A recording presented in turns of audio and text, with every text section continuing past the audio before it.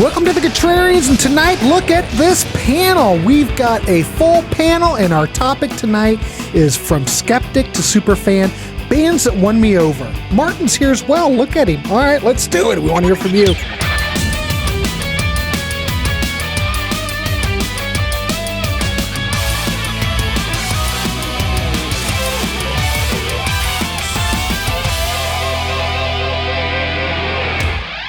Welcome to the Contrarians, and tonight we have a wonderful topic, and we have a wonderful panel tonight. I want to welcome Ashley. I want to welcome Alex. I haven't seen Alex on the show. Ashley, you've been on the show, though, right? Yes. Yeah. Right. But not for a while.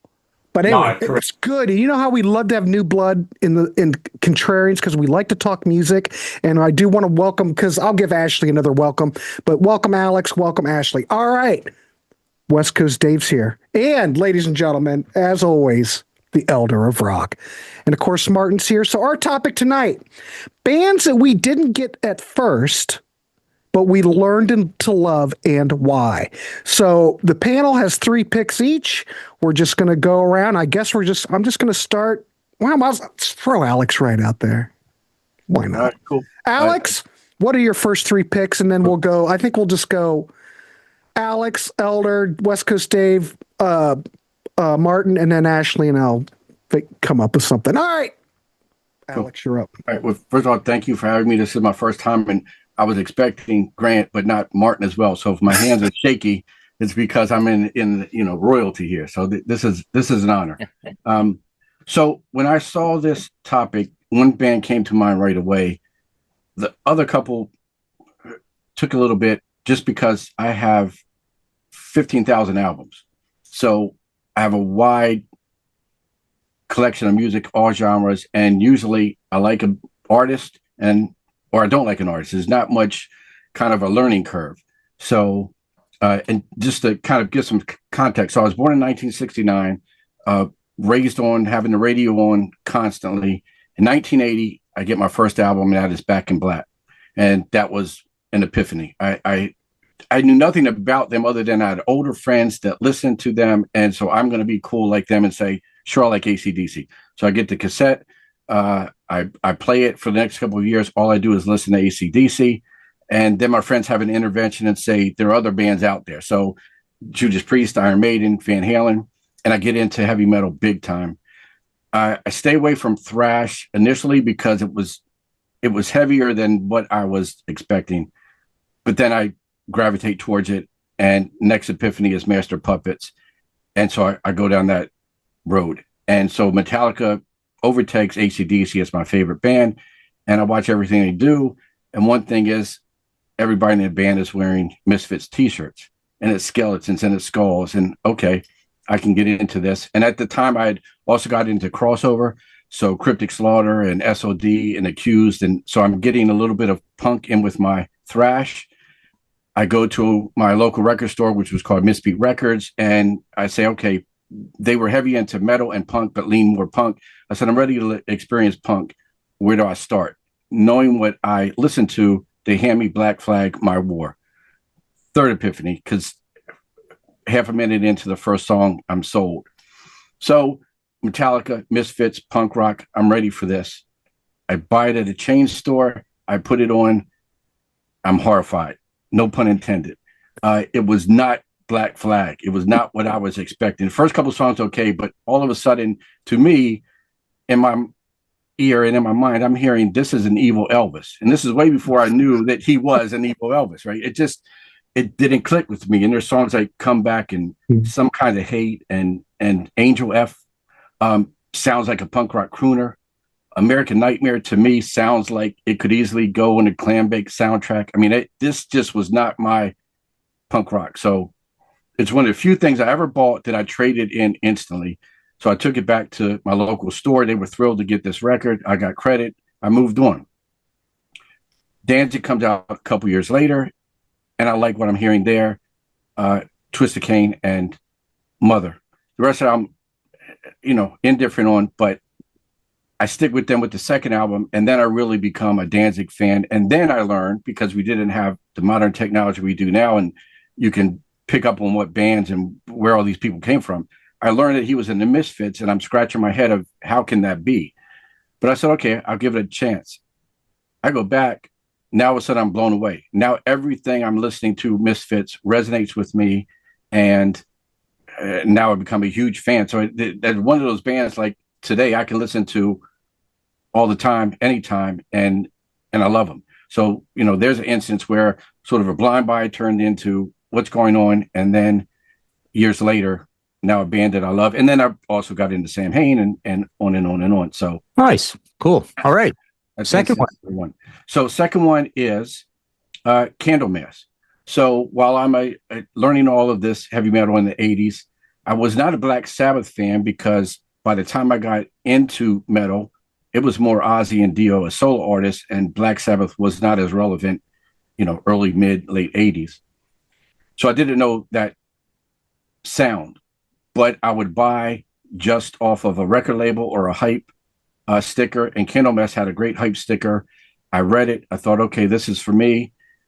First song's a little mellow. Second song, Messiah comes in with his operatic kind of warbly voice. And again, I'm horrified. I'm like, I didn't know how to take this sound. I was into King Diamond. I recently got into that. The high-pitched wail didn't bother me. I was used to that from Halford. But just this sound of Candlemass, I didn't get it. And Doom was in its infancy, and I didn't really understand what Doom was. So I didn't trade that in, but I did shelve it. And then in the early 90s, I get into Trouble. And all of a sudden that turns into, I'm start to now learn of where this all originated. And I now go back and get the first five Black Sabbath albums. Now I'm into this sound. And then it goes into Electric Wizard. And then I get in the 2000s, and I'm into Witchcraft and Wind Hand and Chemist and Paul Bearer and on and on and on. And I keep seeing Candlemass being name checked by all these bands in this genre. So I said, it's time to revisit that. Find out there's all these different albums and lineups and singers, but now I love all of it. And including the Messiah stuff, I can really appreciate that to this day. So that's the second one that was a blind buy that turned into now a band that I really, really like. Nice. Cool. All right. Last one.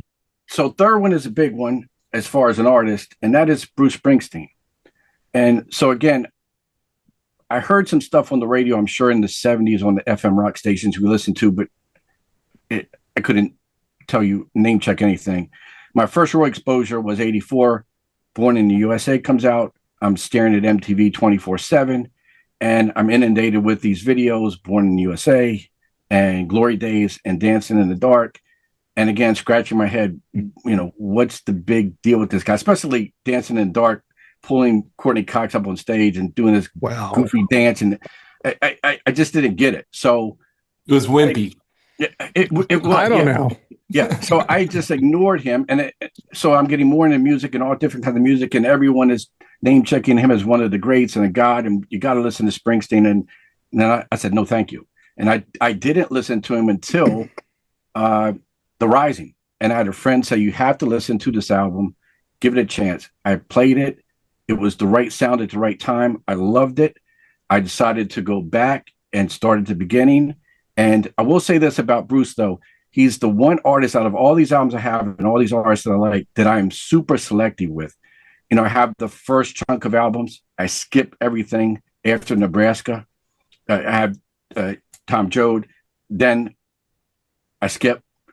Then I get into some more. And then like the last 7 or 8, I don't care about. But the Bruce that I do like, I really, really like. So I'm glad that I kind of reconnected and gave him a chance because that's now an artist that, again, I could listen to the right ones all day, any day.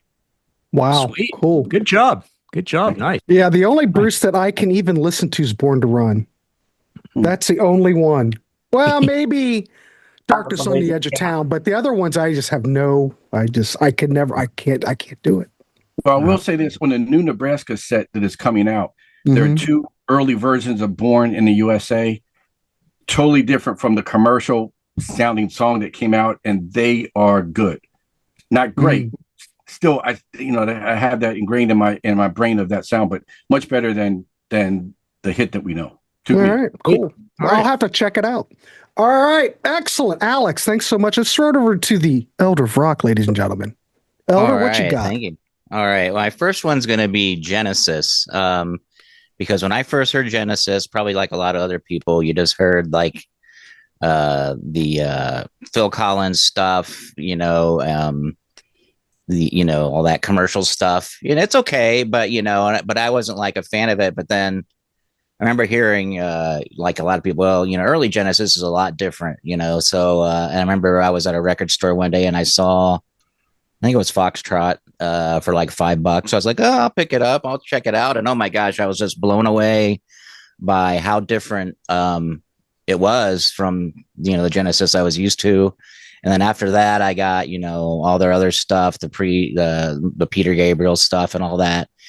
But also, it also made me appreciate. And then of course, there was Phil Collins stuff also after Peter Gabriel that was still pretty good, So and then it also made me appreciate a little bit more the because you kind of see the growth a little bit of it into what they became, and so it made me appreciate that stuff a little bit more. So Genesis is my first one. My next one is going to be the Plasmatics. I first saw the Plasmatics, I think I was at a party or something, and some dude was playing them, and I just thought it sounded like a bunch of noise, and I'd kind of seen a little bit of them, their outrageousness and stuff, and I just thought it was a bunch of noise, didn't think much of it. I thought Wendy was kind of silly, excuse me, but didn't really think she was anything. But then they put out the album Coup d'etat, and they had the video for The Damned, and Wendy's driving a school bus into a bunch of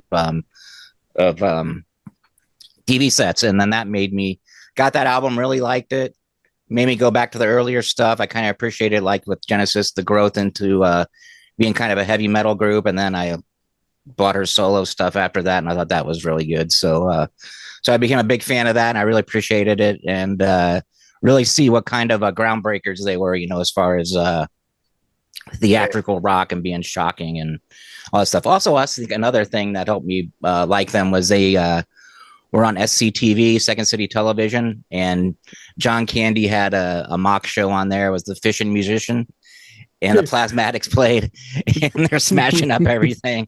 And I thought that was I kind of thought that was kind of funny too. So that maybe got me into the Plasmatics as well. Nice. Yeah, that was a great show. Yeah, that was funny. That particular episode. All right. And then my next one's going to be Queen. By the time I was getting into music, We Will Rock You and We Are the Champions were big, and I thought those were pretty good. Those were all right, but I really didn't think, other than that, I didn't really think much of them. Saw a couple of videos, thought they were okay, and then I think, I don't know, it was a couple years later when I somehow was at a secondhand store, and I saw a cassette of Night at the Opera for a couple bucks. And I was like, well, let me check this one out. I think I heard Bohemian Rhapsody too. That's why I got it, and was totally blown away by it. The Night at the Opera, just like how great it was, how different it was, just how innovative it was. The things they were doing, putting different kinds of, influences into the music, opera, jazz, big band, kind of 20s type of stuff. And then after that, I just, like I said, became a fan, explored their whole catalog, really liked the early stuff, Queen 1 and 2 especially. The Sheer Heart Attack was also good, so I just really just helped me appreciate them, got me into them, and ever since I've been a fan. So there you go. Those are my three. Sweet. Excellent. Yeah. Good. All right. Thank you, Elder. Let's throw it over to West Coast Dave. Dave, what you got? All right, cool. I'm going to start out with the Grateful Dead. So when I was growing up, I was Rush, Black Sabbath, Led Zeppelin. That was my thing. I played guitar, and I like bands with heavy guitar and pounding drums. And then I went to college in 1988, and everybody was listening to this band, the Grateful Dead. I never really heard them before, and they were kind of country, they were kind of mellow. They were a little trippy, a little meandering, and I was just kind of like, whatever. And then I found out that their concerts were all these cute girls were. So we all started going to Grateful Dead concerts. My roommate that was his favorite band, and he sucked me into the whole universe. And, the good-looking girls with the hairy armpits were doing their little swirl dances and all that. And so I just started to go to the shows because it was something to do. And I don't know, maybe I saw them like 20 or 30 times or something like that. Wow. At first, I wouldn't say like they were my favorite band ever, but they started to grow on me little by little. And all of a sudden, I started to really get into Jerry Garcia's guitar playing. I think it was the song Franklin's Tower that really hooked me. And China Cat Sunflower as well. I learned how to play that on guitar, and I really liked his style and his phrasing. And then in 1989, I saw him up very close at this Artist Rights Today concert in San Francisco at the Art Pavilion, and he was playing acoustically. So it was just a very visceral experience where Jerry was right in front of me playing just amazing acoustic. It's like I could barely even see his fingers move. And from then on, I really started to get into the Grateful Dead, and I learned to love them a lot. I'm not a huge Deadhead, but I do have quite a few of their albums, and I'm into their different live recordings. And on a summer day, when you're having a good time, the Grateful Dead is a great band to listen to. They also got me more into like kind of country stuff that I went back and found out about. And so, I like I found out that I really like their experimental period too, like Dark Star and things like that. So that's my first one, the Grateful Dead. My second one is going to be the band Bauhaus, who is one of my favorite bands of all time. When I first heard them, I was very, very confused. I probably heard Bela Lugosi's Dead in the dance clubs when I was 16, the 16 and over dance clubs. We were bopping around with our peg pants and all that. But maybe it never really stuck with me. But then this album right here, In the Flat Field, their first album, I can't even remember how I got turned on to this, but I just started listening to it, and I didn't not like it, but I didn't understand it. And in some ways, I still don't understand some of it, because it's supposed to be reaching the outer limits of what people say and do and think. And they're a weird band. Once again, if you're coming from this Led Zeppelin Rush world, this is odd music. And it really is a band of punk rockers who they're more will than skill. Peter Murphy's a fine vocalist. Once I saw a video of them, especially performing, I really started to get it. I think I saw it on Night Flight or something back in the day. And Peter Murphy was like a Iggy Pop, and all of a sudden I was like, wow, these guys are electric, and then they covered bands that I was into also, like T-Rex and David Bowie. So, that made me figure them out a little bit more and get past the weirdness. And then eventually I was in a band, and we played a bunch of their songs like Dark Entries and Muscle and Plastic and Man with X-Ray Eyes. And I just got super, super into them. I saw them when they reformed in 1998 in San Francisco, and they just absolutely blew my mind. So this is one of those bands that was just too weird to figure out at first. Maybe like the Residents too or something. When I first heard it, I was just like, what is this? I don't get it. It doesn't come from any, like, besides being kind of a punk band and, goth, well, they kind of invented this like kind of goth realm that they exist in. There was nobody else like them, so there was nobody to compare them to. So I was just confused, but I was intrigued. And there are actually some of my favorite bands of all time just kind of confused me at first, but I kept listening because I was interested. And then Elder, you stole my third pick, dude. Genesis was going to be my next one. I was going to think of a new one real quick, but I'll just go ahead and roll with it. I was 13 years old when the song That's All was popular. 16 when Land of Confusion was on MTV with those ugly puppets. I kind of liked that song, but not really. Invisible Touch, that was a no for me back then. Follow You, Follow Me, back in 1978, that was around too. Not a huge fan. I'm like, where's the guitar in this band? Phil Collins is a wimp. Sussudio, no, I'm not listening to that. I'm talking about being younger now. Wait a minute, Sussudio's Phil Collins. Yeah, I know, but that was Phil Collins solo and Genesis just went together for me, and I kind of considered they were the same thing. Now, when I was growing up, I liked Peter Gabriel. I was totally into Peter Gabriel. I had absolutely no idea he was in Genesis. And then I don't know when the revelation actually happened. Speaking of their first album, but I think maybe I saw a picture of Peter Gabriel with a reverse mohawk shaved into his head, and I went, "What is going on here?" And then somehow I found out that Peter Gabriel used to be the lead singer of Genesis, and I was just like, what? I did not get that at all. And then I looked into it, and I was like, this just has too many keyboards. I don't know. But because I love Peter Gabriel so much from before, I looked into all the early stuff, and I actually got this box set right here back when it first got put out, and it's got all the original albums up to Trick of the Tail and Wind and Wuthering aren't in there. And they all came with live DVDs. And to see that band perform back in the day, that's when I finally started to understand, wow, this is just amazing. It's expressive, it's artistic. I started to understand the Englishness of it all a little bit and get used to that. And I was probably maybe like about 40 years old before I finally listened to this music. And I was just like, where has this band been my whole entire life? And now early Genesis with Peter Gabriel is some of my favorite stuff of all time.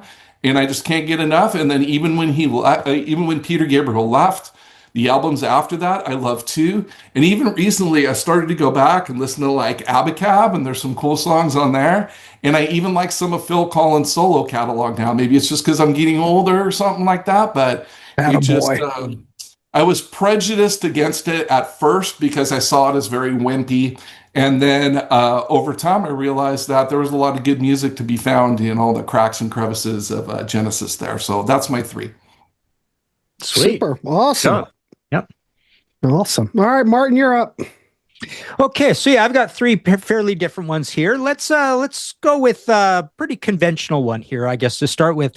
Overkill. So I remember in the late 80s, early 90s, I suppose I was maybe, I'm trying to rack my brain. Was I more into, I loved all my college rock stuff at that time. It was REM, Meat Puppets, Firehose, Soul Asylum, Replacements, all that, Jane's Addiction, Faith No More, into a lot of that stuff, but into tons of metal still, lots of hair metal.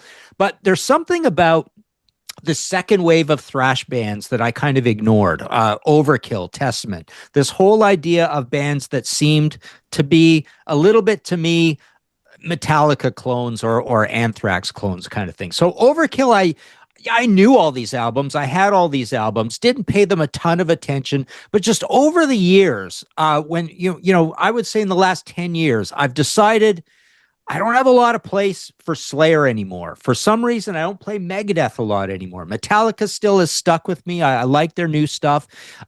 Death Angel's always been like up and down a little bit here and there. But Overkill, for some reason, Overkill and Anthrax, I've decided there's something about East Coast thrash versus West Coast thrash that has just risen for me while the other stuff's kind of fallen by the wayside. And of all these bands, I just play all these more recent Overkill albums over and over again. They all blur into each other because that's the other problem with all these thrash bands. They just do. They put out too much stuff and it's all very, very well done and perfect. And it's hard to tell them apart. But I just love the whole philosophy and the aesthetic of that band. They're a little tongue in cheek with their metal. They don't take it too seriously. And I love Anthrax as well, but Anthrax has been a constant. So Overkill definitely is my favorite thrash band for about the last 10 years. And I paid them very little attention for the first 2 or 3 or 4 albums. You could tell me Taking Over is the classic. I wouldn't have it. I'd never agree to that. I just don't like the old stuff still very much. So Overkill. Another one is I've been spending a lot of time with post-punk lately. So Susie and the Banshees I play all the time now. If I'm just going to put something on in the background when I'm working, I'll reach for one of those albums, maybe the second or third album. And it all kind of started for me with the post-punk thing with reading that old book that Tear It All Apart, Put It Back Together Again, whatever it's called, this really good scholarly book on the whole post-punk thing. But I just love Susie and the Banshees. I love her voice. Again, the whole aesthetic. I like the whole trip through the whole catalog. I just find I really like this music. I owned an album here and there as they came out as new releases, but I was never that into it because I was an angry young metalhead in the late 70s, early 80s. So these things just sounded a little bit like noise to me. And here's the other point. So as time goes on, music gets more extreme all the time. Especially metal's a perfect example of this. How crazy extreme metal is now. So if you have decades of being tempered to that, and you go back and play the old stuff, it sounds positively like child's play. It sounds conservative. So Susie and the Banshees, to me, in 1982, 83, did not sound like music. It sounded like a bunch of noise. Now I go back and play, and it's like very musical. It's real easy to understand. It's just guitar, bass, and drums, and not a lot of tracks. So I love those guys. Play them all the time. So oh, sorry, I'm fascinated. So so if you go back to the younger Martin when you heard that, and you look at it now, do you think that Susie and the Banshees were one of those post-punk bands that were ahead of their time? Because now that you get it, do you think they were doing something different then? Well, I thought it was a little bit crazy and dissident and tribal and noisy, ahead of their time. Yes, because kind of all post-punk, that's the whole idea of post-punk. It's post something. It's post something that's already still new. But it's very rule-breaking music, right? It's based on bass guitar and rhythms, and guitars have a strange Alex Lifeson-like role in those bands. And it's dark, it's gothic, it can have very trippy lyrics. There were a lot of drugs. So it didn't sound particularly musical to me as more of a metalhead, right? I loved punk. Punk made sense, but post-punk was weird. So I'm slowly getting, slowly, it's been 15, 20 years. I've been getting a lot into Teardrop Explodes and Echo and the Bunnymen and PIL, even, PIL's still just a piecemeal here and there kind of thing. But yeah. And my last one's a bit of a weird one. Rolling Stones. Rolling Stones is one of these bands where when I went off to university for the first time in like 81, there was a big Rolling Stones kick on when Tattoo You came out and all that. And everybody in university loved them. I went on my little kick. It goes away. It comes back. I remember going on a big Beggar's Banquet, Metamorphosis kick, Satanic Majesty's Request, a little bit of Exile. Goes away again. Saw them on Steel Wheels, but never really got the fandom back. And I find now, just like Susie and the Banshees, if I need some music in the background, it's like, oh, let's go relearn and learn better Dirty Work or Undercover, or let's relearn the back end of Steel Wheels, or let's play Bigger Bang. And what I've discovered is, they didn't make very many albums after Steel Wheels, but they're all perfectly fine albums. And so it's all good stuff. There's no Rolling Stones albums. I've become such a champion of the band and think about them a lot and play them a lot that there's nothing that I reject the whole album just on a premise. When you don't buy into a band or you think you lose confidence in them as artists, there's none of that anymore. It's like I will go to every single Rolling Stones album and replay them regularly now. It's kind of like that joke people say. I always say this when I'm talking about the Rolling Stones, but that joke people say that when white men become middle-aged, they suddenly become World War II experts, and it's like Rolling Stones feels like the musical corollary of that. It's like, why am I so into the Stones? I don't know, but I am. And I think it might have something to do with the fact that myself and the Rolling Stones as a band are exactly the same age, right? It's like 1963 kind of thing. They come up. So they've been there kind of all my whole life. Although I didn't care for them at all until really like 1981. It was just old person's music, right? I was into anything as it's got to be completely heavy all through the 70s as a kid, right? So Rolling Stones, like, forget it, not even close. So maybe that's the reason as well. It's like you think as you enter your last years, it's like, well, that's pretty cool. They've been around for exactly as long as I've been around as a band, kind of thing. So yeah, that's a weird one. It ebbs and flows, but lots and lots of Rolling Stones, killing brain cells thinking about the Rolling Stones of the last 10 years. There you go. All right, cool. All right, Ashley, you're up. What's your three? Hey, thanks for being on the show again today, guys. Very special day for me. I'm a sad day for us, really, but a very special day for me. I'm sharing the stage with Martin Popoff, the legend himself. I know. I pitch myself every show. This one I got this book. Oh, there we go. Yes, and I want to thank him there because I discovered so many good bands from this book. Hardest book I ever did, because most of that was done pre-internet. That took probably a few hundred hours to put that thing together. God, I can imagine. Great job. Did a great job. Okay. I had a bit of a trouble with this show because there's not a lot of genres out there that I don't really get into.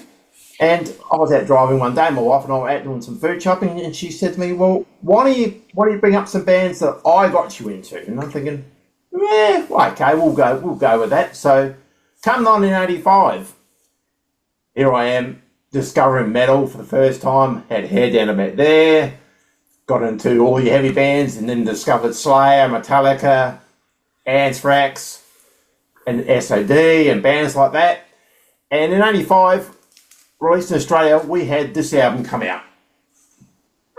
Dire Straits, Brothers in Arms. Yep. And for 18 months here in Australia, you couldn't escape this record. This record was played to death. Money for Nothing, Walk of Life. Every time you turn the radio on, these songs were on there. And, they just drive me insane. And I couldn't escape it. And then in '86, the band came over here and did one of the biggest ever Australian tours at the time.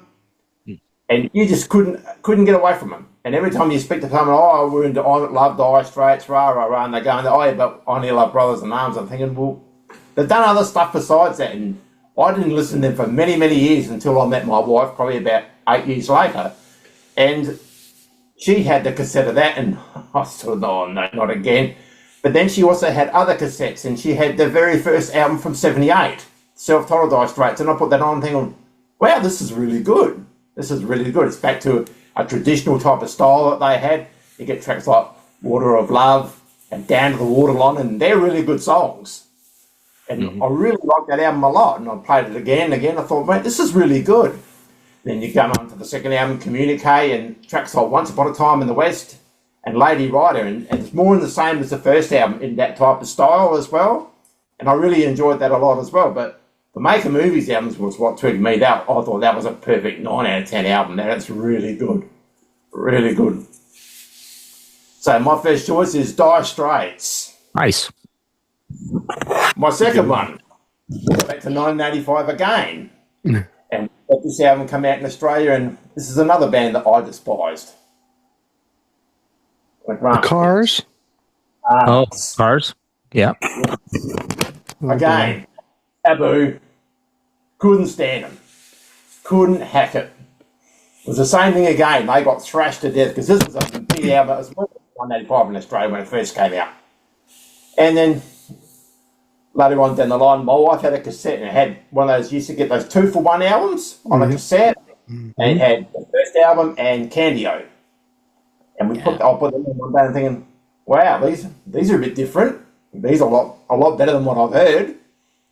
And I just kept listening to them again and again and again, and I thought, wow, these are really good. And it wasn't until later I picked this up for a couple of bucks, shake it up. Yeah. Wow, this is really good as well. So those first 3 Cars albums, I really like. I like a lot, really do. Nice. So that's my second pick, and my third one is Stevie Nicks. All right. Didn't really get into her solo stuff as much. I didn't mind the Fleetwood Mac stuff, but couldn't understand what she was on about with her solo stuff. And then in '91, she released this song called "Sometimes It's a Bitch" by John Bon Jovi, just of all things. And I thought, wow, this is a really good song. This is really, really good. And I went back. My wife had, as I said, that's my wife's album, Belladonna, and I went back and listened to this, and I think, wow, this is really good also. And I discovered her catalogue that way. I wouldn't say I was a fan of the Rock a Little album. To me, you listen to today, it's a lot dated, and it's got lots of 80s synths and stuff in it. But she put out a box set, I reckon, about 98, 99, called Enchanted. And that's got lots of outtakes and cuts. It's got a bit of from the Buckingham Nicks album. It's also got the stuff that she did with Jon Stewart and Kenny Loggins. And I really enjoyed that as well. I've seen her 4 times, twice with Mac and twice on her own. So yeah, my third choice is Stevie Nicks. Nice. All right. Cool. Good job, Ashley. Very cool. Nice. All right. Well, kids, I'll try to be quick. I'm going to bounce off of what Ashley said. One of my bands was the Cars. Now, how I got introduced to the Cars is that when I was a kid, the next door, not my friend's next door neighbor, the Ace Frehley kid that I talked about that people will see later, he was delivering papers. He had a 71 Nova with a Craig 8-track. We played 3 different 8-tracks. Candio, The Cars, and the first Boston album. Now, as far as I'm concerned, those albums have to be played on 8-track in order to really soak them in. But anyway, it's not like I hated The Cars, but I couldn't stand Rick Ocasek's voice. I just couldn't get it. Benjamin Orr, I didn't mind at all, but Rick Ocasek, I just could not get into it. But later, after we delivered all those papers for years, I didn't listen to any Cars. But then one day I just heard a song on the radio, and for some reason it just clicked. So then I just bought everything. This was in the 80s. I was probably in college. And, 2 of my favorite albums of all time is the first Cars album and Candia. Those albums, I've talked about this before. I think you could juggle all the tracks up. You could put them back together different ways, and it would all work. Because to me, they're like the same record. But I love it. 2 of my favorite albums of all time, Ashley. Well done. And I don't know, it just clicked one day. Another example that I had that I couldn't stand, and it seems to be a voice thing, was The Doors. Now, back when I was a kid, you'd hear Doors songs on the radio, but I just think, God, Jim Morrison's voice, I just couldn't get that baritone. When you have like a baritone singing rock and roll, for some reason, it just did not connect with me. I didn't know what it was. But then just one day, I think I heard Light My Fire, and for some reason, it just clicked. So now Jim Morrison doesn't bother me. But I kind of put Jim Morrison and Rick Ocasek in the same... I don't know why, but they kind of remind me of each other, even though now they don't. My third one was when I worked in the TV station, and I had a guy that was all worked up about Elvis Costello, Get Happy. He thought that was one of the greatest albums of all time. He was worked up. And I remember this was the beginning of the CD era. And he was talking about how Columbia was going to quit printing Elvis Costello albums on vinyl. And he had to just have it on CD. And that just drove him crazy. And I'm going, man, this guy loves Elvis Costello. He's worried about the physical medium. So I just checked it out. And then from then it clicked, but it was Elvis Costello's voice that drove me crazy too, but I was able to get over it. Now I've got all this Elvis Costello stuff, and now I'm back to the point where I just can't listen to it anymore again. It was like a bell curve. Yeah. Now I don't listen to it. It's like, it's okay, but I for some reason I can't listen to Elvis Costello again. But there you go. There's my 3. Sweet. Good job. Excellent. Anybody else have any honorables real quick? Anything else you want to go ahead, Ashley? We got a couple minutes. Janis Joplin. As you would say, her voice as well. It's very, very annoying. My mother couldn't stand her, and I'm thinking, well, she doesn't like her. Maybe I should do. Her voice as well. John Cougar Mellencamp as well. Yeah, his early stuff is quite good, but throughout the 80s, I thought he seemed to be like a poor man's Bruce Springsteen. Well, maybe you like him for a different reason, because he did kind of come off as that, Yeah. But And Bruce Springsteen's a poor man's Bob Dylan. Yeah. I just wanted to mention about... That's the hierarchy. Yeah. I wanted to mention about Elvis Costello. It's funny as you were saying all that. So it's like, I was not into him as a kid. I was not into him in the early 80s. I eventually was an Elvis Costello expert. I had every single thing. I listened to lots and lots of Elvis Costello for 7 or 8 years, right? Yep.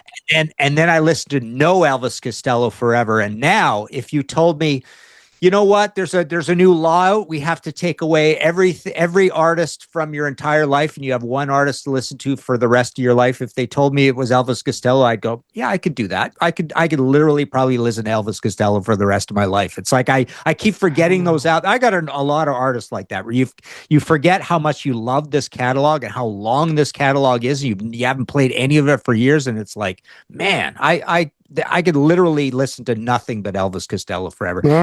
Quickly, the other point I wanted to mention about the Doors, right when Tattoo You was big in university, first year university, 81, 82, that's when there was the massive Doors revival, right? And that's when everybody got into the Doors. So technically I got into the Doors late too. I got into them in 81, 82. I was buying all the Jim Morrison poetry books and all that stuff, right? They were all reissued. Jim was on the cover of the Rolling Stone.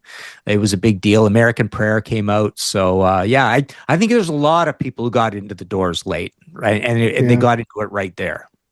But yeah, I don't have a problem with the Doors now, but there is one Elvis Costello album. Now, this is Contrarian, ladies and gentlemen, because there's one Elvis Costello album that I really still love, and that's Spike. Love that record. Mitchell Froom production. You've got Paul McCartney playing bass on. It's a great record. I think it's a great record. But the other ones, I'm like, I just don't think I'll ever return to it. It's one of those things I don't think I'll return to. Cool. So. All right, kids. Anybody else?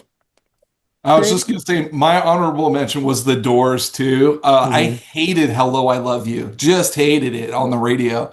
"Light My Fire" did nothing for me. I love it now. That's brilliant. I love it now. But I didn't then. But then one day somebody played me "The End," and I went, "Okay, yeah." Yeah, That's that's when I was younger, before I had seen Apocalypse Now and all that stuff. So, but definitely the Doors. They just, I don't know, just rubbed me the wrong way. But you think about that debut album, that was recorded in late 66. It came out January 67. It just seems very, we might not look at it now, but I bet for that time period, think about The End coming out in early 67, before Pepper, before any of the real psychedelic stuff coming out. But I mean, man, that must have just blown people away, or people. Yeah, but back you know in the what? day. It's not, it's not ahead of its time. It's timeless because it doesn't sound like it belongs to any time. True. In the last 500 years. It's just the weirdest music, right? So it sounds incredibly dated more than anything. And it probably sounded dated in 1966. So Well, it kind of did. It was never futuristic sounding, that's for sure. Well, the thing about it is that Ray Manzarek was playing the Vox Continental organ, and that was in 67, and that was kind of more like a keyboard from 65, 66, but he was still playing in 67. So he still got that Vox Continental organ sound like all the garage bands had. And that was kind of dated. I remember reading articles. The Doors sound very dated. Yeah. But there was still something about them that was very unique and out there, you know? It's timeless, like I say. I mean, nothing ever sounded like them ever again. I mean, there's a little bit of them in Alice Cooper Group. There's a little bit of them in Black and White period Blue Oyster Cult, but very few bands ever wanted it, even dared to try sound like the Doors. Nobody would want to sound like the Doors. It's just too weird, right? But The End, over that footage in Apocalypse Now, it is perfect. It is the perfect soundtrack music for that film, for that whole sequence. Oh. All right, man. Wrap her up. All right, everybody. Good choices. Thanks, Ashley. Alex, nice to see you. The Elder, West Coast Dave, of course, Martin and myself. If you'd like to be on these panels, we'd love to have some new blood on here. We love talking music. We have a Patreon if you'd like to support us that way. And if that's too much for you, we also have a Ko-fi. Buy us a pint or a cup of coffee. We'd love that too. We love donations. We love talking music. Great panel tonight. So anyway, please like it, subscribe, at least like and subscribe, and we will see you on the next one, everybody. Take care. Gentlemen, good show.